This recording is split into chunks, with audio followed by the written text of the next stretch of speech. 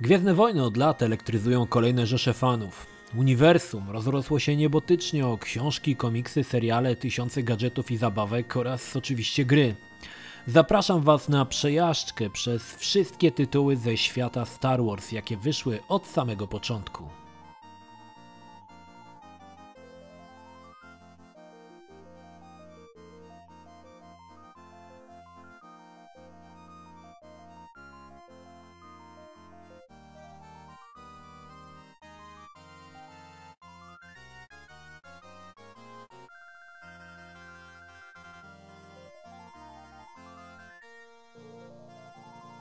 W 1982 roku pojawia się pierwsza gra z uniwersum Star Wars, stworzona przez Parker Brothers na komputery Atari 2600 i Commodore. Jest to Star Wars Empire Strikes Back. Tytuł przenosi nas w buty pilota Snowspeedera podczas ataku Imperium na bazę Echo na śnieżnej planecie Hoth. Naszym celem było zniszczenie kolejnych kroczących maszyn AT-AT, które przyjmowały na klatę bagatela aż 48 trafień, podczas których zmieniały kolor, a w końcu ulegały zniszczeniu. Gra była praktycznie niemożliwa do wygrania, ponieważ nie posiadała końca. W którymś momencie nasz stateczek musiał ulec przewadze Imperium i zabawa zaczynała się od początku. Rok później pojawia się kolejna gra tego samego producenta. Tym razem tytuł ukazuje się tylko na kolejne modele Atari. Tym razem sterowaliśmy Sokołem Millennium, a naszym celem było zniszczenie drugiej Gwiazdy Śmierci. Przeciw nam Imperium wysyłało kolejne szwadrony myśliwców TIE. Tytuł był dość skomplikowany, oto na dolnej części ekranu nasz stateczek walczył z myśliwcami. Powyżej pojawiająca się pozioma linia to pole siłowe. Od czasu do czasu pojawiała się wyrwa, w którą należało wlecieć, wtedy też zbliżaliśmy się do Gwiazdy Śmierci, która tym razem próbowała nas strącić promieniem. W końcu udawało nam się zniszczyć laserem charakterystyczny punkt i Gwiazda Śmierci wybuchała, a my zaczynaliśmy grę od początku. W tym samym roku Parker Brothers atakuje kolejnym tytułem na Atari 2600. Tym razem stajemy na arenie jako rycerz Jedi przeciwko drugiemu oponentowi. Sterowaliśmy mieczem, który odbijał promienie wysyłające przez poruszający się po planszy Seeker Ball. Gdy promienie trafiły w oponenta, niszczyły jego tarczę, a następnie, jeśli trafiły jego samego, uzyskiwaliśmy 1 punkt. Tym razem Parker Brothers stworzyło grę Arcade, która wyróżniała się na tle pozostałych grafiką wektorową. Zasiadaliśmy za sterami X-Winga i niszczyliśmy kolejne fale TIE Fighterów, aby dostać się na powierzchnię Gwiazdy Śmierci oraz w końcu do kanału, gdzie unikaliśmy przeszkód, aby na samym końcu odpalić torpedę, która niszczyła bazę. Po tym gra rozpoczynała się od początku z większą ilością wrogów. Tytuł wyróżniała niezwykła na owe czasy oprawa graficzna oraz wykorzystanie oryginalnych sampli z filmu, które to prawdopodobnie przyczyniły się do jej ogromnej popularności. Po sporym sukcesie Star Wars The Arcade Game wydano Empire Strikes Back na podobnym pomyśle. Ciekawostką jest to, że gra była wydawana jako conversion kit, a nie jako oddzielny automat. Wystarczyło podmienić komponenty z oryginalnej Star Wars Arcade, aby cieszyć się drugą częścią. Tym razem zasiadaliśmy za sterami Snowspeedera, strzelając do sond Imperium. W drugiej fazie naszymi przeciwnikami były maszyny AT-AT oraz AT-ST. Ciekawostką jest to, że maszynę AT-AT można było zniszczyć poprzez wystrzelenie kabla w jej nogi lub poprzez strzelanie w kokpit.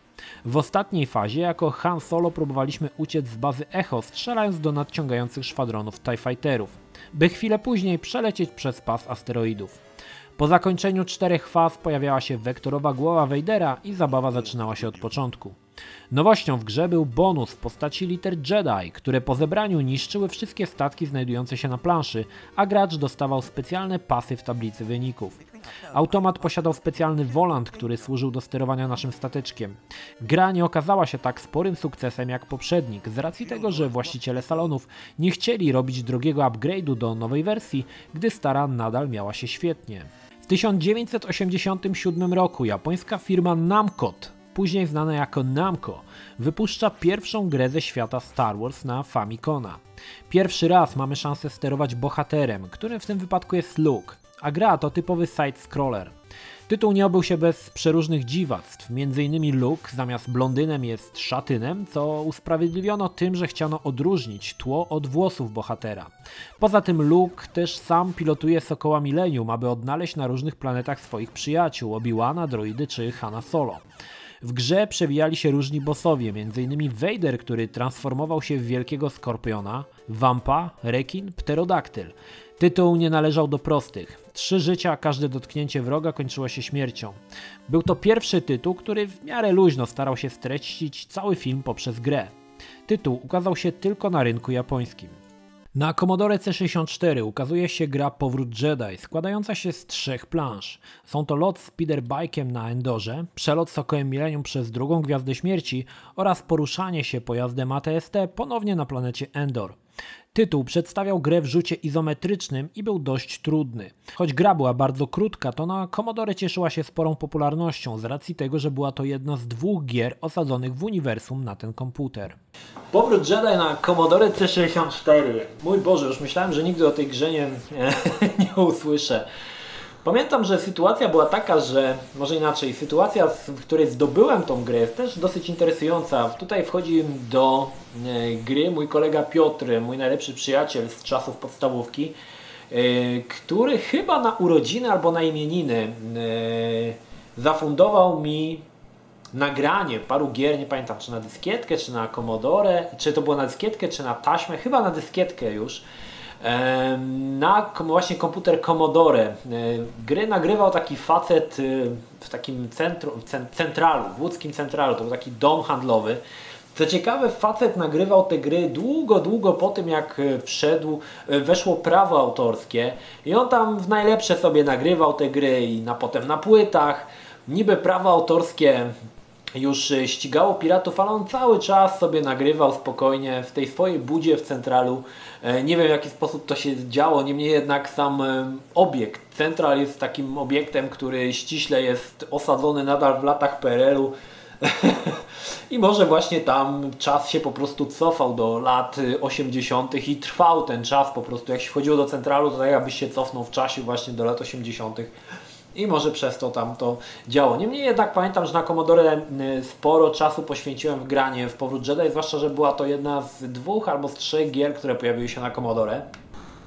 Oferowała ona 3 plansze, wszystkie w rzucie izometrycznym, bardzo podobne do siebie swoją drogą. Właściwie zmieniał się stateczek, ale sama mechanika była bardzo podobna, zmieniała się też tło, tak, po którym się poruszaliśmy. Gra była na ówczesne czasy, właściwie może na ówczesny mój wiek, była dosyć trudna, dlatego w większości gier na Commodore, tych trudnych gier, na samym początku, gdy wgrywało się grę, było coś takiego jak trainer. Trainer był bardzo często dopisywany do samego programu gry. Przed samym uruchomieniem tytułu pojawiał się napis, czy chcesz mieć nieskończoną ilość żyć, czy chcesz mieć nieskończoną ilość energii i tak dalej, i tak dalej. Pamiętam, że zawsze wybierałem nieskończoną ilość żyć. No i wtedy grałem w ten Powrót Jedi. Zdecydowanie najmilej wspominam tę pierwszą planszę, gdy śmigało się na tych speederbike'ach. Fajnie to wtedy było, fajnie to wyglądało, zwłaszcza, że był taki klimat filmowy, ponieważ pojawiały się tam szturmowcy na tych też speederbike'ach. Były Ewoki, które pociągały linę i w tym momencie na przykład zrzucały Ciebie, oczywiście jak źle trafiłeś, albo oczywiście oponentów. Drugi poziom, gdy poruszaliśmy się Sokołem Millennium, nie był za ciekawy. To był taki po prostu przelot stateczkiem, unikając przeszkód. Natomiast trzecia faza tej gry też była dosyć ciekawa, ponieważ sterowaliśmy AT-ST i tutaj też te Ewoki na przykład, tak jak w filmie, zrzucały takie pnie, takie bale drewna i trzeba było uważać, żeby na nie nadepnąć, bo wtedy oczywiście nasz hipek traciliśmy życie. Sama gra może faktycznie graficznie nie wyglądała dobrze, ale pamiętam, jak bardzo się jarałem, gdy po zakończeniu pierwszego poziomu dolatywało się do wioski Ewoków i tam stały takie małe postacie, które wiwatowały, machały rączkami. To było po prostu, wiecie, no z czasów, kiedy Commodore święciło triumfy, gry takie smaczki, które dzisiaj wzbudzają uśmiech politowania, w ówczesnym czasie były dla mnie całym światem. Ja się jarałem tym po prostu, że coś takiego jest umieszczone, że taki, wiecie, taki smaczek, że tam te Ewoki wiwatują, łapkami się machają i tam chyba stała też Leia i chyba Han Solo, o ile dobrze pamiętam, ale te postacie były wielkości tam, nie wiem, 7-8 pikseli, także też ciężko powiedzieć, co tam na nich było. Niemniej jednak tytuł bardzo miło wspominam, przypomniała mi się ta historia właśnie z Piotrem. Grałem w to sporo, aczkolwiek nie mogę powiedzieć, że gra stanowiła dla mnie jakieś wyzwanie, ponieważ zawsze grało się na trainerze i zawsze przechodziło się do końca. Niemniej jednak tytuł dosyć trudny, jeżeli ktoś by chciał grać bez trainera, czyli na tych życiach, które były nam dane, no myślę, że może sprawić sporo trudności jego przejście, przynajmniej za pierwszymi 40 razami. W 1988 roku powstaje gra na podstawie serialu animowanego Droids. Tytuł pojawił się na popularnych wtedy komputerach domowych Commodore, Spectrum oraz Amstrad. Sterowaliśmy C-3PO oraz R2-D2, którzy musieli wydostać się z niewoli gangu From. Poprzez kolejne poziomy droidy musiały unikać pułapek i innych droidów. Gra była luźno powiązana z wydarzeniami serialu. Na ówczesne czasy tytuł oferował duże animowane postacie, co było dość niespotykane. Sama gra jakoś nie odniosła sukcesu, jak i serial animowany, który po 13 odcinkach został zdjęty z ramówki. Attack on Death Star ukazała się tylko w Japonii na tak egzotyczne komputery jak NEC PC9801 oraz Sharp X68000. Dziś ciężko znaleźć cokolwiek o tej grze. Tytuł rozpoczynał się wektorowym imprem w filmowym stylu z kultowym przejęciem statku Lei Organy. W tamtym czasie robiło to ogromne wrażenie. Gra posiadała też animowany briefing przed atakiem na Gwiazdę Śmierci, w której występowała digitalizowana mowa.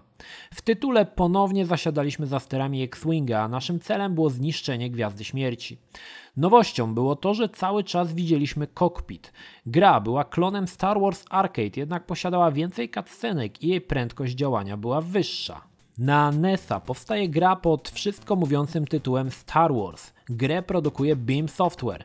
Wzorem gry produkcji Namco ponownie był to side-scroller, jednak tym razem Luke miał prawidłowy kolor włosów, a gra w miarę sztywno trzymała się filmowego pierwowzoru.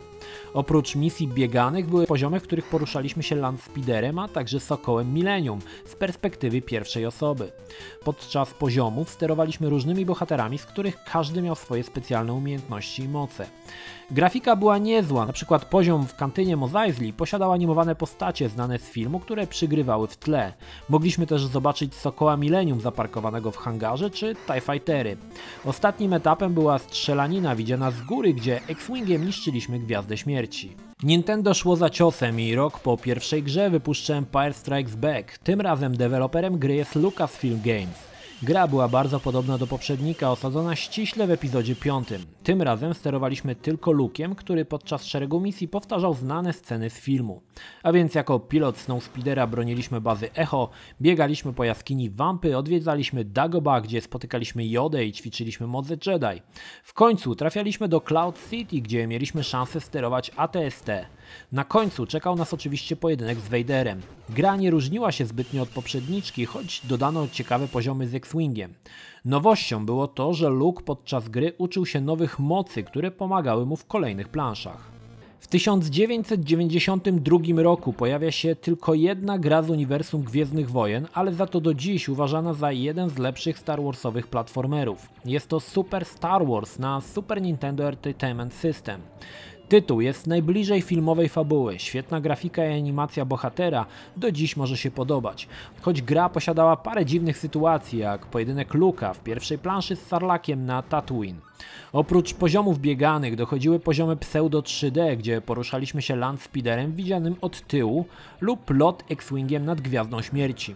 Zmieniał się też kierowany bohater, czasami był to Wookiee, czasami Han Solo. I choć w grze występowały postacie, których próżno szukać w filmie, gra została przyjęta bardzo ciepło. Rok 1993 to początek ery CD-ROMów. Jednym z tytułów startowych na nowy sprzęt jest Rebel Assault, ogromna na ówczesne czasy gra ważąca 450 MB, wykorzystująca fragmenty oryginalnego filmu oraz digitalizowaną mowę. Ponieważ ówczesne komputery nie mogły udźwignąć grafiki wyświetlanej w czasie rzeczywistym, gra wykorzystuje prerenderowane sekwencje lokacji, po których poruszał się sprite'owy stateczek. Gra oferowała spore zróżnicowanie plansz, od latania statkiem w kanionie poprzez celowniczki aż do poziomów chodzonych. I choć większość etapów korzystała z tej samej mechaniki, na ówczesne czasy robiła ogromne wrażenie, głównie za sprawą filmów full motion video. Gra, choć działa się w uniwersum Gwiezdnych Wojen, była historią alternatywną. Zamiast Luke'a sterowaliśmy pilotem Rookie One. W trakcie misji broniliśmy bazy Echo na Hoth, atakowaliśmy Gwiezdny Niszczyciel, który, co ciekawe, tutaj był digitalizowanym modelem, nagranym w taki sposób, w jaki powstawały oryginalne sceny w filmie. Na samym końcu niszczyliśmy oczywiście Gwiazdę Śmierci. W 1993 roku wychodzi jeden z najlepszych ówczesnych Space Simów, mogący stanąć do równej walki z Wing Commanderem. Jest to X-Wing. Gra była wariacją gier sprzed paru lat, m.in. Star Wars Arcade, jednak z naciskiem na symulację i wypełnianie misji. W grze jako pilot rebelii stawaliśmy przed szeregiem zadań, awansując na coraz wyższe stanowisko. Gra dzieliła się na 3 chaptery zwane Tour of Duty. W sumie do wypełnienia było 38 misji, łącznie z musowym atakiem na Gwiazdę Śmierci. Do naszej dyspozycji posiadaliśmy 3 statki. Szybki, zwrotny, ale słabo opancerzony i uzbrojony A-Wing, potężny, powolny, uzbrojony po zęby Y-Wing oraz najbardziej popularny, znajdujący się pośrodku między nimi X-Wing. Grę wyróżniały rewelacyjne cutscenki, których jak na grę dyskietkową było sporo i były zrealizowane po mistrzowsku.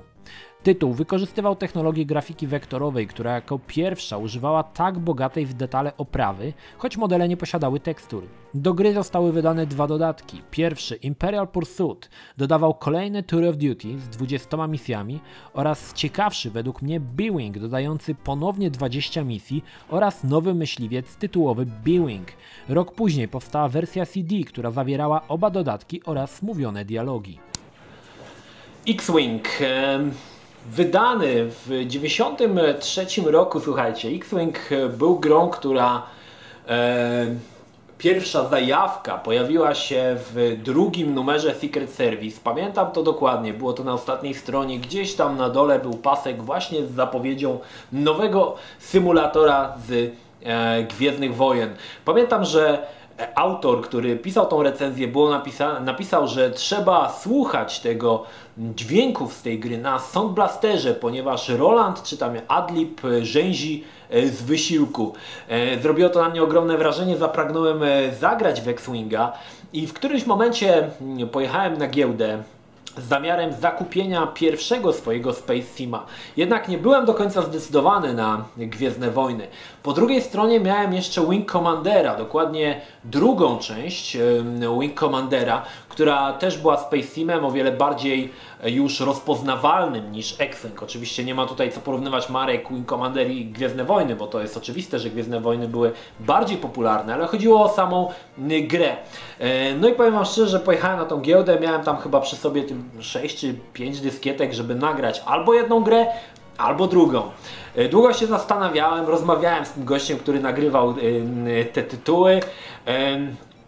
Bardziej się skłaniałem, powiem wam szczerze, do Wing Commandera i to też było powiązane z tym, że recenzja, którą czytałem w Top Secrecie i która przedstawiała fantastyczne, kolorowe screeny z Wing Commandera, w wczesnym czasie miałem jeszcze Commodore, także robiło to na mnie ogromne wrażenie. Ale koniec końców ten facet przekonał mnie jednak do X-Winga. Po części też muszę przyznać, że była to też chęć poznania nowej marki na uniwersum Gwiezdnych Wojen, które zawsze darzyłem ogromnym szacunkiem. No i stało się jednak tak, że miałem w końcu tego X-Winga i pamiętam, przyniosłem go do domu, odpalam intro, to po prostu szczena na ziemi. Tam była taka walka, gdzie X-Wingi walczyły z TIE Fighterami. Potem przelatywały jakby w ekran i pojawiało się takie kręcące się logo X-Wing. Nie miałem wtedy karty dźwiękowej, także wszystko było głuche, wszystko było w ciszy, ale robiło to po prostu mega wrażenie. W tamtym też roku mój angielski składał się jedynie z paru słów, także sama rozgrywka w X-Winga kończyła się na pierwszej czy tam drugiej misji, ponieważ nie do końca wiedziałem, co trzeba zrobić. Briefing, który był przed misją, był dla mnie po prostu, mógł być równie dobrze napisany po katalońsku albo w Suahili, bo nic z niego nie rozumiałem, co trzeba zrobić. Dodatkowo gra była piracka, więc nie było klawiszologii, więc się testowało wszystkie klawisze po kolei, do końca nie wiedząc, co właściwie dany klawisz robi, ponieważ też cockpit posiadał różne różne tam elementy, które się zmieniały wraz z naciskaniem przycisków, no i oczywiście nie do końca było wiadomo, co tam robi, tak? Z czasem oczywiście się już to ogarnęło, ale i tak te briefingi były po angielsku, niestety tego zupełnie nie rozumiałem, ale latało się fajnie. X-Wingiem pamiętam te krótkie animacyjki, gdzie wylatywało się z hangaru, bądź przylatywało się z hangaru, to wszystko robiło na mnie ogromne wrażenie. I przede wszystkim X-Winga kojarzę z rewelacyjnych cutscenek, słuchajcie.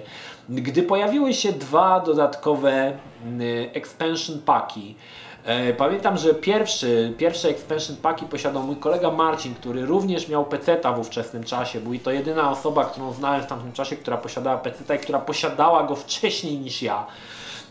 I słuchajcie, te expansion packi posiadały bardzo fajną rzecz, mianowicie posiadały już pilota, ponieważ w X-Wingu, gdy się zaczynało grę, tworzyło się własnego pilota, natomiast expansion packi posiadały już dodanego pilota, który miał zakończone wszystkie misje. Nazywał się on Top Ace.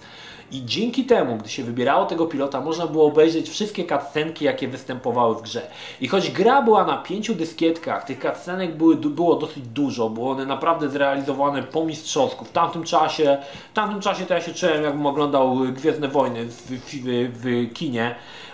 I właściwie głównie X-Wing to odpalanie tych cutscenek. U mnie służyło temu, że odpalałem te cutscenki i oglądałem je raz po raz, ciesząc się po prostu z niesamowitej animacji, z niesamowitego feelingu Gwiezdnych Wojen w X-Wingu.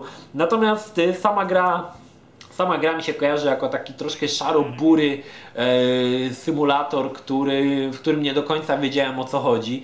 I w pewien sposób muszę przyznać, że tego X-Winga, tak powiem wam szczerze, że skończyłem wiele lat później, kiedy już zrozumiałem briefing, o co chodzi, i dopiero wtedy mi się udało skończyć tę misję, zrobić nalot na Gwiazdę Śmierci. Natomiast w latach 90., na początku lat 90., gdy X-Wing wyszedł, no moja jedyna interakcja z tą grą polegała na odpalaniu tych fantastycznych cutscenek i oglądaniu ich raz po raz i cieszeniu się jak głupi, gdy był tam, nie wiem, Lord Vader, którego było widać co prawda od tyłu, ale po prostu ja się tak podniecałem tym i te po prostu animacje, gdy te statki latały, no to było coś niesamowitego.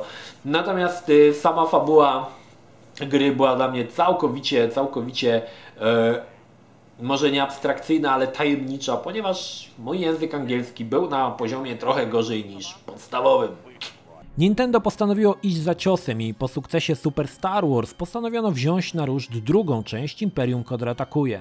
Gra była bardzo podobna do części pierwszej, oferowała podobną grafikę i znów ściśle trzymała się fabuły filmu. Luke mógł wykorzystywać moce Jedi oraz pojawiły się ponownie poziomy w pseudo 3D, z których najlepiej wypadał atak na Hoth. Znalazło się też miejsce na poziomy celowniczkowe. Ostatecznym bossem w grze był oczywiście Vader. Na konsolę Sega X32 zostaje wydana gra Star Wars Arcade. Jest to połączenie pomysłu automatowych strzelanek z początku lat 90. z X-Wingiem.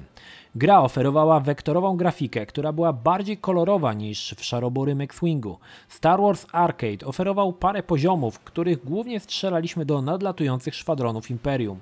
Warte zauważenia jest to, że mieliśmy szansę samodzielnie zniszczyć Super Star Destroyera oraz tradycyjnie zniszczyć Gwiazdę Śmierci. Do wyboru były dwa statki, X-Wing oraz Y-Wing. Grę można było obserwować z perspektywy trzeciej lub pierwszej osoby. Niestety gra nie zyskała popularności, głównie poprzez to, że były tylko 3 poziomy. Wersja automatowa pozwalała grać 2 osobom naraz, gdzie jedna była pilotem, a druga obsługiwała działko. Ostatnia część Super Star Wars na SNES nadciągnęła w 1994 roku. Zmian wiele nie było. Ponownie gra toczyła się blisko filmowego oryginału. Zmieniono scenerię, dodano bohaterów oraz poziomy w pseudo 3D. Z grywalnych postaci pojawił się Ewok oraz księżniczka Leia. Z poziomów 3D pojawiło się latanie na spider-bike'ach oraz lot w środku Gwiazdy Śmierci. Niestety, na rok 1994 gra nie mogła stanąć w szranki z coraz wymyślniejszymi grami oferującymi grafikę 3D oraz scenki z aktorami. Niemniej, trylogia Super Star Wars do dziś jest uznawana za najlepszą zręcznościówkę opartą na klasycznej trylogii. Rok 1994 został przyćmiony przez tytuł, który pozamiatał na rynku Space Simów. TIE Fighter. Korzystał z mechaniki X-Winga, ale wprowadzono szalenie istotną zmianę. po raz pierwszy w historii mogliśmy stanąć po stronie Imperium. Akcja rozciągała się na wydarzenia z 2 części klasycznej trylogii. Podobnie jak w X-Wingu wykonywaliśmy szereg misji, do których czasami dostawaliśmy specjalne wytyczne od samego Imperatora. Ciekawe było to, że w grze nasz bohater nie nawracał się na dobrą stronę, a do końca był wierny Imperium. Choć mechanika była identyczna jak w X-Wingu, wprowadzono niewielkie zmiany. Przede wszystkim zastosowano nowe cieniowanie Gorauda, teksturowane modele oraz wyższą rozdzielczość. Gra zyskała na plastyce oraz kolorach. TIE Fighter to też jeden z niewielu momentów, w którym mieliśmy możliwość polatania na pozbawionym osłon TIE Fighterze. Gra była trudniejsza od X-Winga, jednak oferowała ciekawsze misje oraz lepiej zrealizowane cutscenki. Niedługo potem powstały 2 dodatkowe expansion packi. Defender of the Empire, gdzie naszym zwierzchnikiem był admirał Traun z trylogii Timothy Zahna, a przed nami czekało dodatkowe 18 misji. Drugim dodatkiem było Enemies of the Empire, które pojawiło się tylko w wydaniu zbiorczym i oferowało kolejne 22 misje. TIE Fighter do dziś uważany jest za jeden z najlepszych space simów z uniwersum Gwiezdnych Wojen. TIE Fighter. Gdy pojawił się TIE Fighter, pamiętam, że jego wydźwięk na rynku gier był ogromny. Przypominam, że to też czasy wspaniałego piractwa i totalnej wolnej amerykanki i na giełdzie, gdy TIE Fighter się pojawił, właściwie wszyscy rozmawiali tylko o TIE Fighterze. Pomysł, aby stanąć po stronie Imperium i poznać drugą stronę, słuchajcie, konfliktu, nie jako chłopców do bicia, którzy zawsze są źli i zawsze przegrywają, ale pokazać ich ludzką twarz, pokazać ich własne cele, ich własną agendę, było po prostu czymś ultra genialnym. Aż dziwne, że nikt wcześniej na to nie wpadł. TIE Fighter był grą, która dla wielu fanów Gwiezdnych Wojen, ponieważ musicie wiedzieć, że fani Gwiezdnych Wojen dzielą się na fanów Rebelii i fanów Imperium. I tych fanów Imperium jest zawsze trochę więcej. I oni zawsze byli pokrzywdzeni, bo zawsze ich tam lali po dupsku w tych grach. Zawsze byli na straconej pozycji, ale tutaj mogli się wyżyć, mogli zasiąść za sterami TIE Fightera, który nie posiadał osłon i który jeden strzał z lasera kończył się z TIE Fighterem w kuli, TIE Fighter kończył w kuli ognia. Natomiast to było naprawdę, pomysł był ultra mega genialny. Gdy pierwszy raz zagrałem w TIE Fightera, podobnie jak w X-Wingiem, ponieważ TIE Fighter wyszedł rok później, nie do końca wiedziałem, o co w nim chodzi. Briefingi misji były dla mnie raczej dość tajemnicze, ponieważ nie znałem języka, ale sama grafika wypadała lepiej niż w X-Wingu, była bardziej kolorowa. Zastosowano tam cieniowanie Gorauda, które sprawiało, że gra była bardziej plastyczna, wyglądała po prostu lepiej. I faktycznie muszę Wam przyznać, że charakterystyczne misje, które się wykonywało dla Imperium, gdzie często mieliśmy na przykład jakieś dodatkowe zadanie, które nam zlecał zwierzchnik samego Imperatora Palpatina i chyba pod koniec gry w ogóle sam Imperator tam się do nas fatygował, żeby nam te dodatkowe bonusowe zlecenia na misję dawać.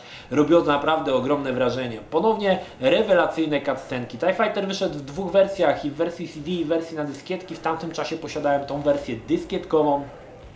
I cutscenki, powiem Wam, że były jeszcze lepsze niż w X-Wingu. Cutscenki po prostu ponownie jak w X-Wingu siadałem i oglądałem z rozwartą japą i cieszyłem się z tego, jak głupi, że oglądam po prostu Gwiezdne Wojny na komputerze. To było po prostu coś niesamowitego. Niemniej jednak sama gra, którą skończyłem także wiele lat później. Właściwie to był takie combo. Skończyłem najpierw X-Winga z dodatkami i zaraz potem zabrałem się za TIE Fightera, żeby na świeżo móc porównać między sobą te dwie gry.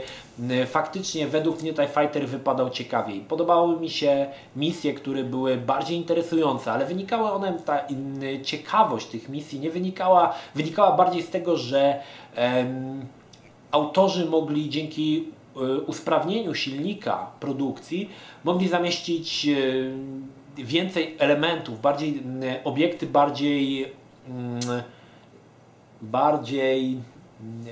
posiadające większą ilość detali, więc sama misja wydawała się bardziej atrakcyjna.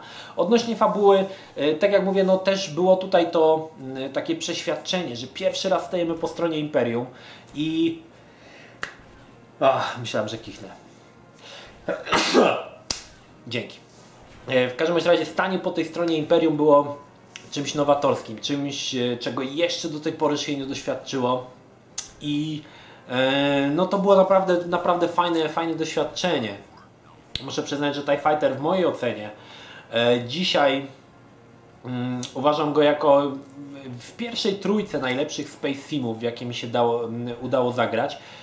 Ale też tutaj działa ta magia marki Star Wars, która zawsze była silna, a w wypadku TIE Fightera ta magia marki jeszcze dodatkowo potęgowała, że nagle stajemy po tej stronie, słuchajcie, złych. To jest trochę jak granie w Dungeon Keepera, gdzie nie jesteśmy bohaterami napadającymi na lochy, ale jesteśmy władcami tego lochu, słuchajcie. Całkowite odwrócenie ról. W większości wypadków tego typu gry się właśnie sprawdzały, właśnie kiedy staliśmy po drugiej stronie barykady, że zamiast tych dobrych jesteśmy złymi i to my będziemy teraz lać dobrych i będziemy cieszyć się z tego, że oni przegrywają. I taki był właśnie TIE Fighter i tak go właśnie zapamiętałem.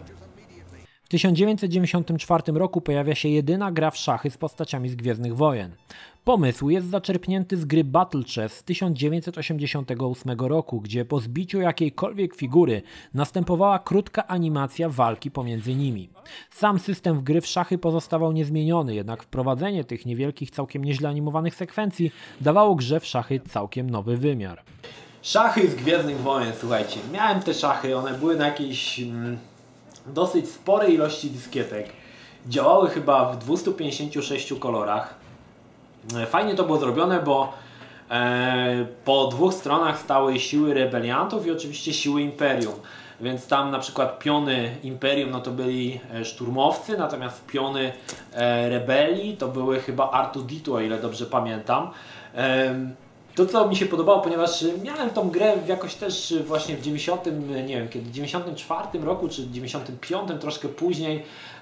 Bardzo podobały mi się te animacje, które wynikały z interakcji pomiędzy wszystkimi postaciami. Pamiętam, że w którymś momencie zapragnąłem obejrzeć wszystkie animacje i grałem w taki sposób, żeby komputer zbijał moje piony, żebym mógł zobaczyć każdą tą animację, jak ona wygląda. I warto zauważyć, że dla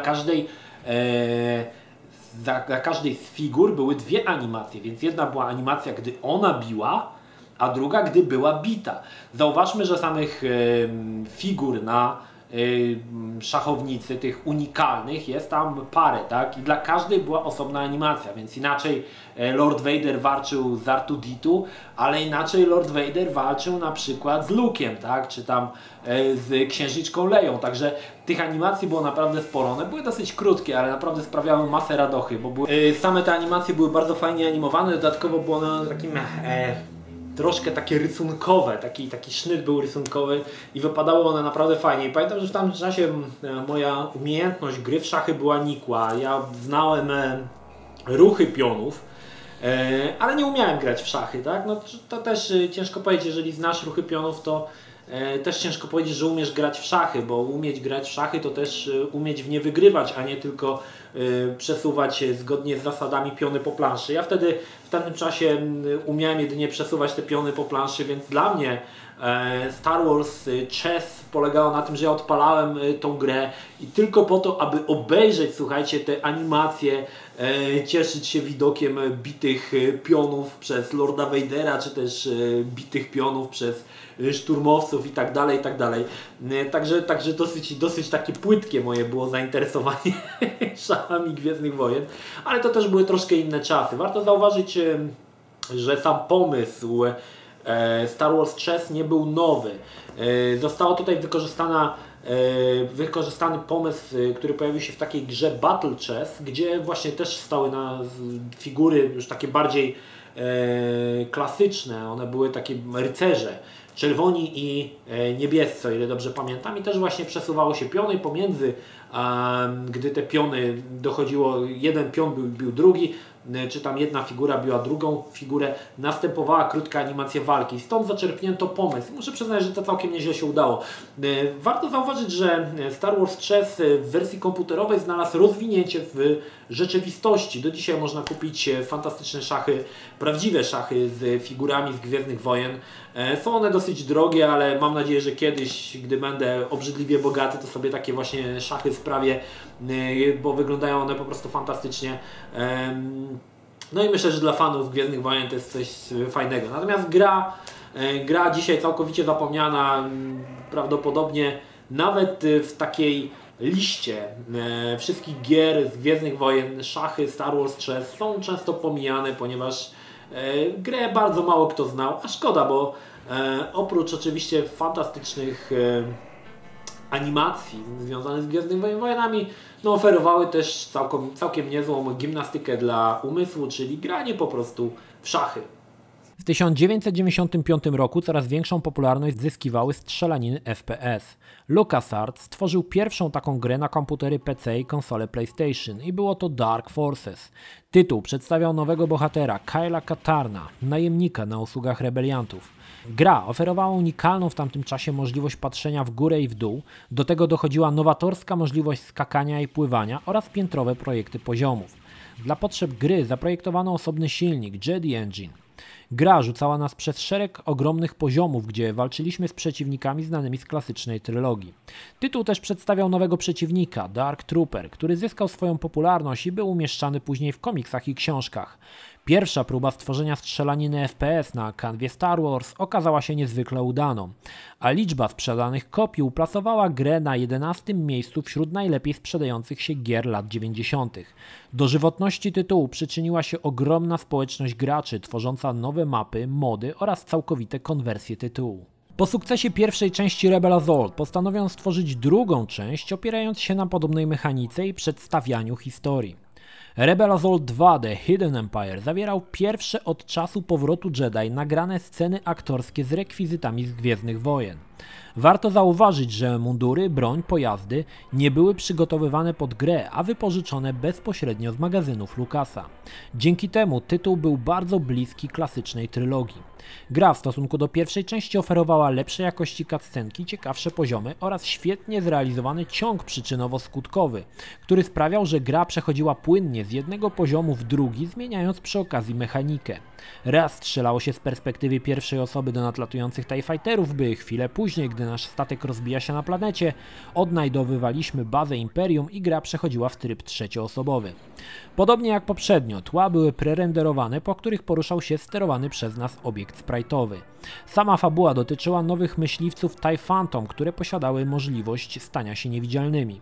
Gra nie posiadała zbytniego powiązania z klasyczną trylogią, choć pojawiał się w niej Lord Vader. Tytuł był typowym filmem interaktywnym, gdzie oglądaliśmy długą cutscenkę, następnie następował fragment grywalny i kolejny film. Przez to gra była dość krótka i jednorazowe jej skończenie zajmowało około 2 do 3 godzin.